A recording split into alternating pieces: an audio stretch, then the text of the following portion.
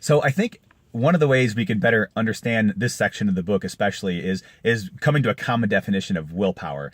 And this is my definition of what I think the book is saying willpower is slightly different than what they said, but they're really the same thing, just worded differently. Is my definition of willpower is making yourself do something that you wouldn't naturally do at that moment.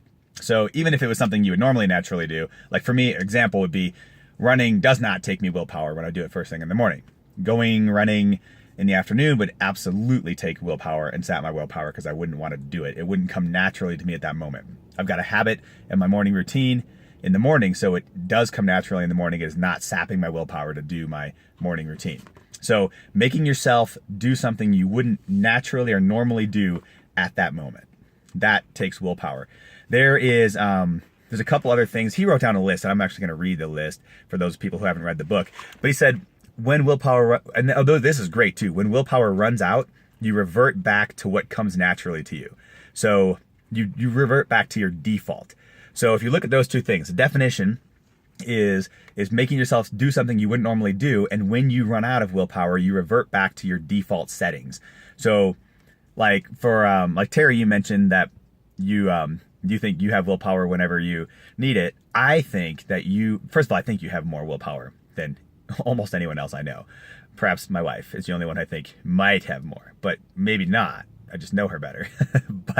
but you have more willpower than anyone else I know. But also it depends on what your default settings are. Some people's default settings are just, you do it, you have to do and get it done, whatever. And if that's your default setting, then even when you run out of willpower, you revert back to your default, which is similar to what most people have to force themselves to do.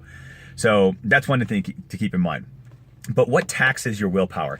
And here is the list that they talked about in the book that, and that's what I mean. I think part of the issue when people are like, I'm not sure what I think about the willpower thing, it's because the definition of willpower, like when you look at this list of what saps it, it'll make more sense. So new behaviors, resisting temptation, taking tests, filtering distractions, suppressing emotions, suppressing impulses, trying to impress others, doing something you don't enjoy, selecting long-term goals over short-term goals. So suppressing that short-term urge for the long-term good saps willpower. And if you look at it that way, I totally see this in my day. And if you can remember that all those things, filtering distractions, if you can get rid of distractions. And I know, especially for those of us with kids who work at home, filtering distractions is huge and will make you feel less drained and keep your willpower stores up if you can stop having to filter distractions, like get away from those distractions. Suppressing emotions. So if you're going through tough times and tough things, suppressing those emotions to work will sap your willpower. New behavior. So implementing new stuff, that'll sap willpower. And sometimes that just has to get done. I don't know too many of us who have problems trying to impress others, but that would sap willpower. And just doing stuff you don't enjoy, which is one of the reasons I ask for the love and loathe in our one-on-ones. And I want to start asking our admin that as well, is what do you love, what do you loathe? Let's load up on the love stuff, and we can probably find someone who loves what you loathe. So if there's parts of the job that most of the TCs loathe or don't like, rather than having to use your willpower to get there, we could find someone who loves to do that kind of stuff, and then nobody will have any loathes, which is the ultimate goal. I think I've heard a lot of business people say, well, everybody has a part of the job they hate. Well, I don't agree with that theory, and I think we can get rid of that and therefore sap less willpower.